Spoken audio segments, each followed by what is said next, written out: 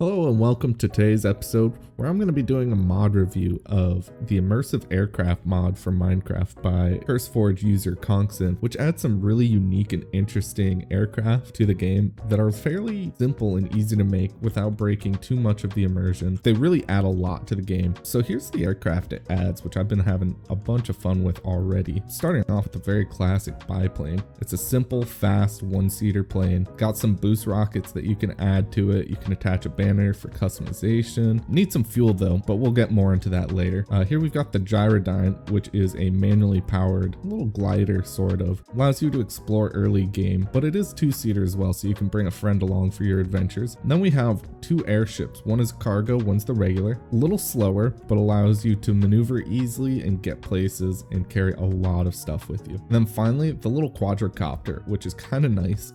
Little bamboo, as you can see, it looks like this scaffolding in vanilla Minecraft. I think that's because the intention with this was to make it as a building tool. I haven't used it much yet, but when I do start working on some bigger projects, I definitely intend to. Seems like it would be a nice, easy place to get into those tough to reach spots, only when you're building. There are also some upgrades you can get, and of course I'll have all of the recipes on screen for you. Each upgrade has different attributes to them, which are shown when you hover over them. For example, the first one is the enhanced propeller with minus 75% air friction. Some of them are good if you're trying to get longevity out of your fuel, but not so much power. Others are more for power, but not longevity, like the nether engine and the boiler. And then there are some that just come without negatives as well. But each aircraft has a limited amount of upgrades you can do, so you really gotta pick and choose what you like. I'm gonna test a few of these here for you in a bit, just to show you which kind of work better than the others. Now I figure we'd be best starting off with the biplane. I'm just gonna hop in real quick and I'm gonna switch to survival so you get the authentic experience of what it'll be like in normal world.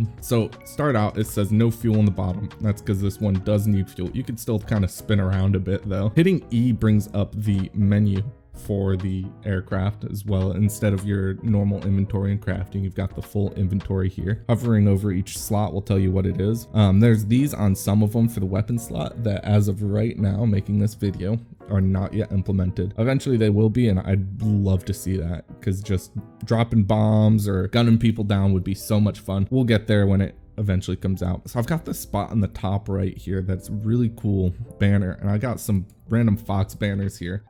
Really adds a nice bit of customization to your aircraft, just on the wings, not too crazy, but it's nice to kind of, especially in your multiplayer world, distinguish who's playing as what. And all this space on the right is your storage space. Allows you to store whatever you want. And then these spots down here are the upgrade spots, and I'm gonna try that nether engine, which will make more fuel but more power. Steel boiler, same thing. And then while we're at that, I'm gonna add some of these sturdy pipes just because more and more power. And then let's add the gyroscope to get rid of some of that wind effect. There's a spot over here as well you can see with the boost rockets, kind of like when doing an elytra.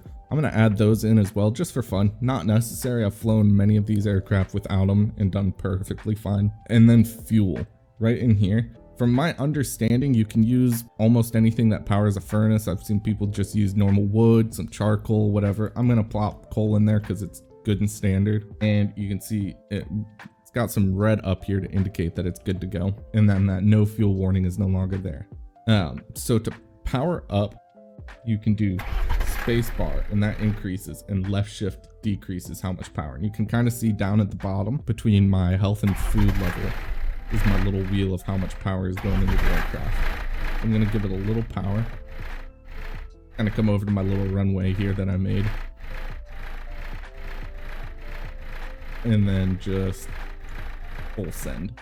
And you can see here, taking off with all the upgrades makes it go really quick. I'm already off the ground here.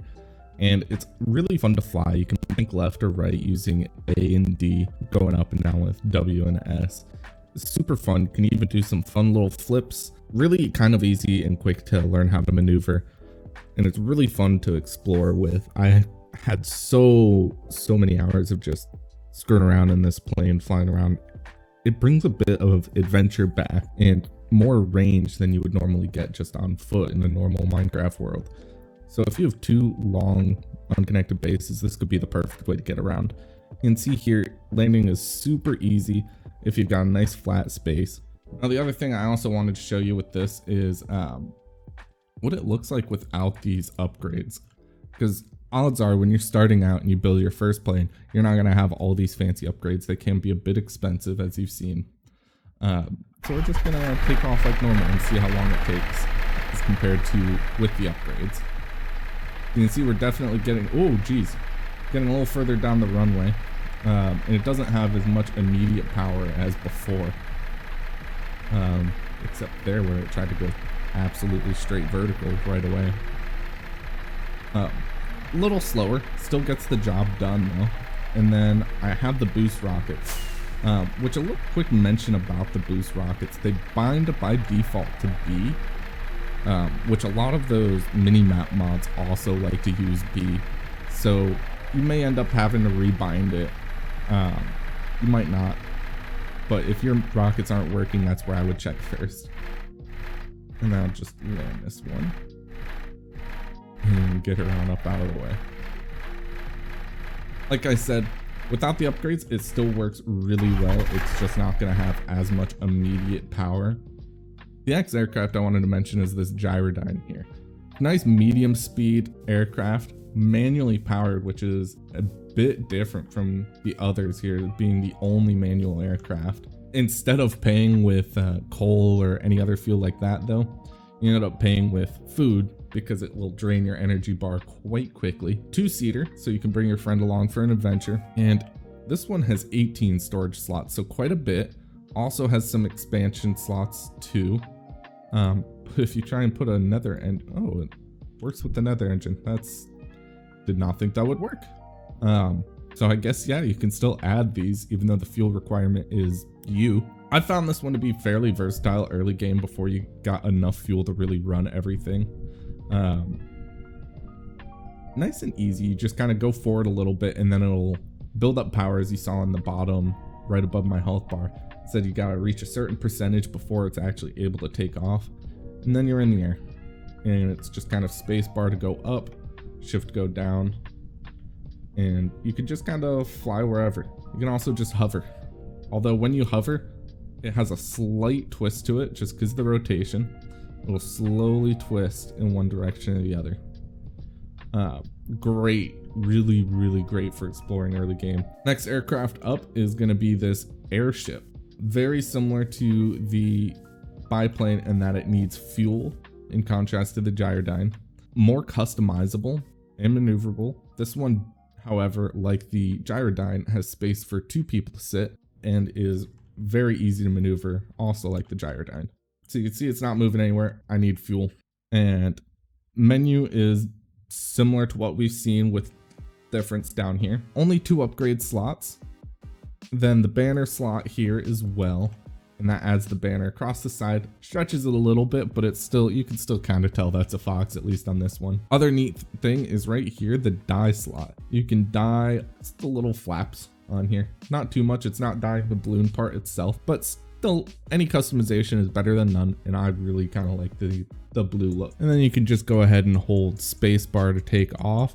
Once you're up in the air, you can do shift to go back down, W to go forward, and S to go back. You can see, like the biplane, I also have that little indicator at the bottom where before it would indicate speed. Now it's just kind of there. It doesn't really do anything. I'm not increasing or decreasing engine thrust. It's just going up or down, forward or back, in contrast to the biplane. I can just kind of hover if I want to, which is nice. Now, this is a great tool if you want to haul a ton of resources or people back and forth from bases or hard to reach areas, or just kind of maneuver. Can still go pretty quick, as you can see here, but this is also with the nether engine upgrade. When I remove it here in a second, you'll see it does slow down a little bit, but it can still move, even though they call this a medium speed aircraft. I'm a big fan of this one. I'd never even really used it in my playthrough, but seeing how it works through in my little custom world here, honestly, I'm going to use it a lot more. Doesn't seem to be too hard to make either.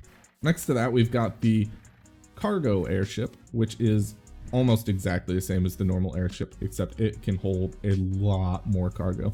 The recipes, you can see, you take the normal airship and just add a bunch of stuff to it. And when we open up the menu, you see it.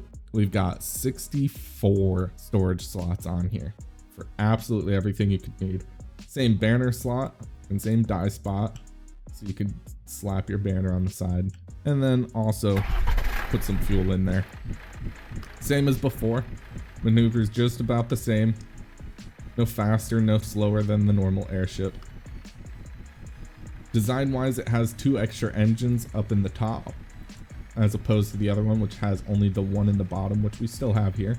And then also some chests hanging off the side. Now moving on to our last, but absolutely not least, the Quadrocopter here. 6 storage slots, so not a whole bunch, but if you're building, odds are you have some storage nearby, and this can just get you a little extra for your building materials. 1 upgrade slot, and then your fuel slot. If it's a building one, I would use the one that lowers the fuel requirement, which is going to be the industrial gears. Honestly, you don't really need to go fast if you're building, you just kind of gotta hover. And it can still zip a little bit, obviously not as fast as the others, but you don't really want it to be for this purpose. You just kind of want to hover at the side of your tower and be able to place blocks. And that's really what this is. It works really well for that. A little disorienting on the shifting left and right, but if you're just kind of stood still, place, move up, place, you're good. The other thing I did want to show, if you climb up and then try and leave, it won't just stay hovering, it will fall, and so will you. Very slowly, so you're safe. It's not like it's gonna plummet you, but it's still, you can't exactly hop off, and then place, and then hop back on.